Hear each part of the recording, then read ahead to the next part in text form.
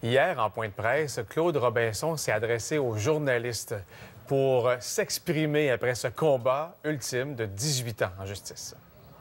Un tout petit dessinateur qui fait ses petits bonhommes, qui fait ses petits textes, réussit à gagner contre des paquets de multinationales, des gros gens riches là, qui avaient tous les moyens de m'écraser. Ça signifie pour moi que la justice est accessible. Donc, après 18 ans de combat judiciaire éreintant, épuisant, Claude Robinson a finalement eu gain de cause, confirmant que son œuvre avait été plagiée par Cinart et d'autres entreprises. Un mois après le jugement de la Cour suprême, juste avant les fêtes, M. Robinson a pris la peine hier de rencontrer tous les journalistes intéressés à entendre ses commentaires sur cette aventure, j'imagine, qui fut très, très souvent jugée interminable de sa part. Bonjour, M. Robinson. Bonjour. Vous allez bien? Oui. Merci de m'accueillir. Bien, ça nous fait plaisir. On aurait voulu vous parler à plusieurs reprises pendant tout ce processus-là, mais vous avez souhaité, et avec raison, aussi garder un peu de distance, tant et aussi longtemps que ce n'était pas terminé. Oui, disons qu'à un moment donné, mes adversaires ont eu l'habitude de déposer en cours des extraits, mettons, de choses que j'allais dire dans les médias, et ils voulaient s'en servir constamment contre moi. Disons qu'ils n'étaient pas très bien outillés, ces gens-là, sur le fond. Alors, ils cherchaient des moyens d'atteindre ma petite crédibilité ou de dire, regardez, il nous nuit, ce monsieur-là. Ah. Ouais. Je vais aborder le facteur humain dans cette aventure-là, M. Robinson. Il y a des choses légales qui sont complexes et tout, mais 18 ans de débat quand on fait face à des grosses machines multimillionnaires, ça a été dur à quel point pour vous? Alors, le facteur humain, c'est plus le facteur inhumain dans ce cas-là. Oui, effectivement, oui. Parce que la machine est extrêmement lourde. Il y avait à peu près tout ce qu'il y a comme prince de la justice, l'autre bord, comme avocat.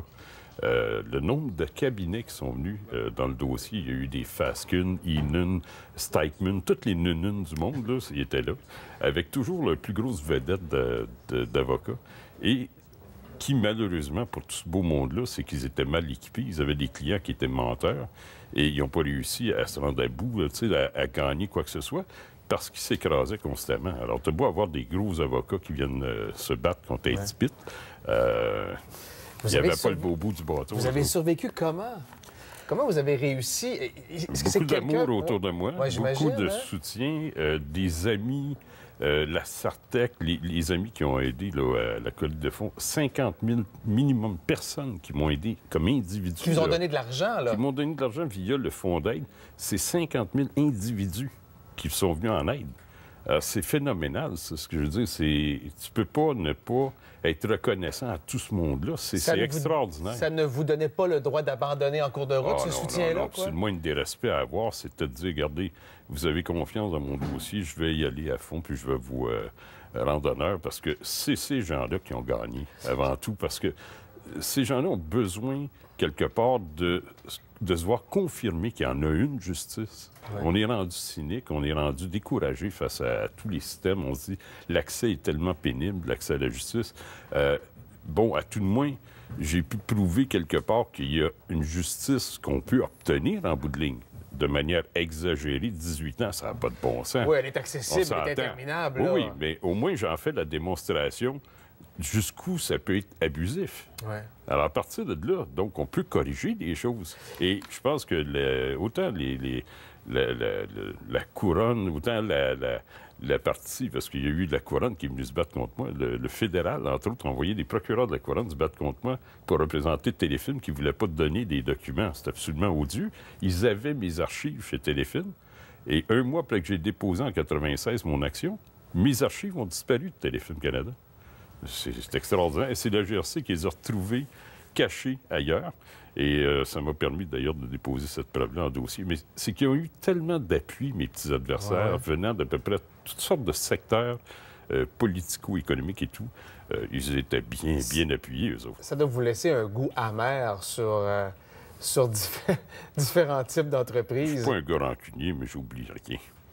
Alors, Et vous aviez tout gardé. C'est vrai, vous aviez des coupons de stationnement d'il y a 18 ans, 19 ans. Bien, j'avais approuvé à un moment donné que j'avais parlé à Seth Williamson, qui était un associé, c'est un gentleman en passant, lui, qui a été associé à Cinart en 1985-86. Et je devais prouver que ce monsieur-là, je lui avais parlé à telle date, en janvier 1986.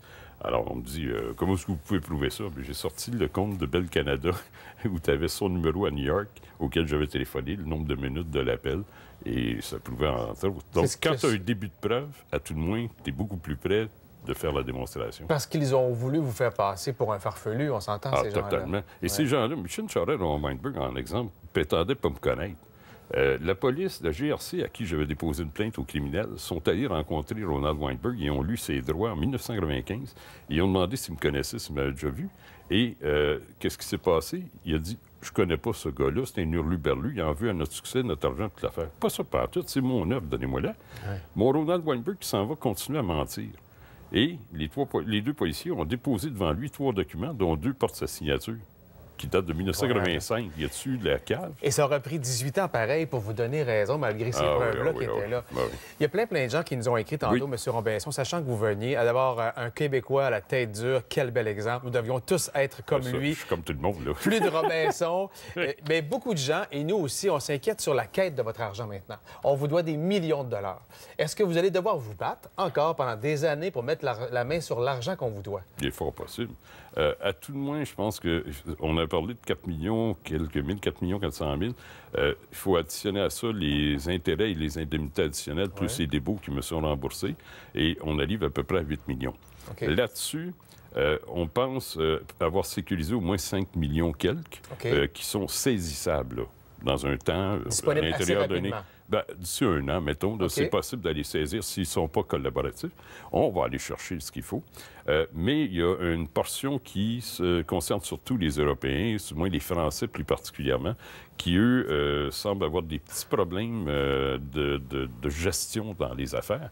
Parce que là, ils ont placé leur compagnie qui valait 250 millions d'euros récemment. Elle ne vaut rien maintenant. C'est assez étrange, là. Mais là, il va falloir aller travailler plus fort. Est-ce que vous allez avoir du soutien pour récupérer cet argent-là ou c'est encore vous, avec votre pic puis votre pelle, qui allez devoir aller chercher cet argent-là? Ça, là-dessus, moi, je suis fouillant. Alors, j'ai trouvé qu'il y a un article qui est très intéressant, un chapitre dans une loi qui dit que le Québec a des ententes de réciprocité entre la France et le Québec sur la reconnaissance des jugements des tribunaux. Donc, ça va vous aider, ça? Ben oui, parce qu'à ce moment-là, tu peux faire appel au ministère de la Justice et dire, regardez, là, vous avez des ententes. À vous de nous aider. Je veux savoir si c'est vraiment des ententes qui sont efficaces.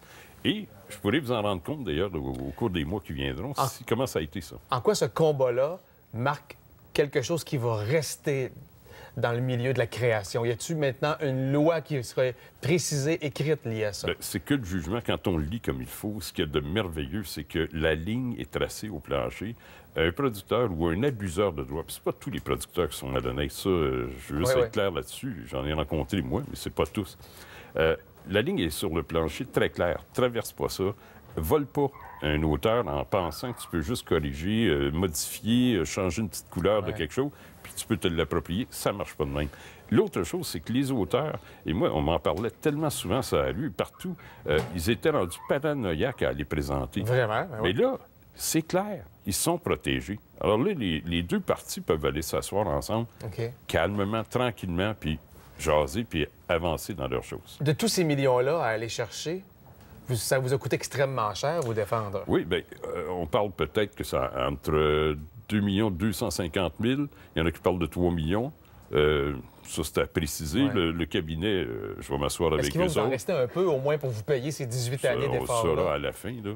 Mais juste ramener un petit détail, c'est qu'en bout de ligne, il faut dire qu'il y a eu tellement de bels efforts qui ont été faits de tous les côtés de notre bord, là, pour avancer. Mais mes adversaires ont dépensé près de 10 millions d'honoraires d'avocat. Les gens disent « Ah, mon Dieu, c'est gros ce qu'il lui a dépensé. Mais là, vous dites 3 fois. Alors que s'il avait accepté au tout début, ça aurait été réglé à l'amiable. Est-ce que c'est vrai que pendant ce processus-là, à un moment donné, vous n'étiez plus capable et que vous songiez à mettre fin à vos jours tellement la montagne était dure à monter? Il faut comprendre qu'au début, j'ai complètement été, comment je peux dire ça, j'ai eu un choc post-traumatique, j'ai été malade, j'ai perdu 30 quelques livres en une semaine et demie. Mais j'ai eu vraiment des problèmes et physiques et mentaux pendant une bonne période. Parce que c'était trop gros, 4 multinationales contre toi. Bien, bravo. Bravo vraiment en personne. Merci. Vraiment, vous êtes un exemple de ténacité pour les gens qui veulent se faire respecter. Je dirais que je ressemble à tout le monde qui est là. Parce que ce que je reconnais chez tous nos pères et nos mères, c'est tout du monde travaillant. C'est tout du monde qui font ce qu'ils ont à faire tous les jours. Bien, bravo, je pense que le message est bien passé. OK. Bonne chance dans les prochains mois Merci. et la prochaine année, Claude Robinson.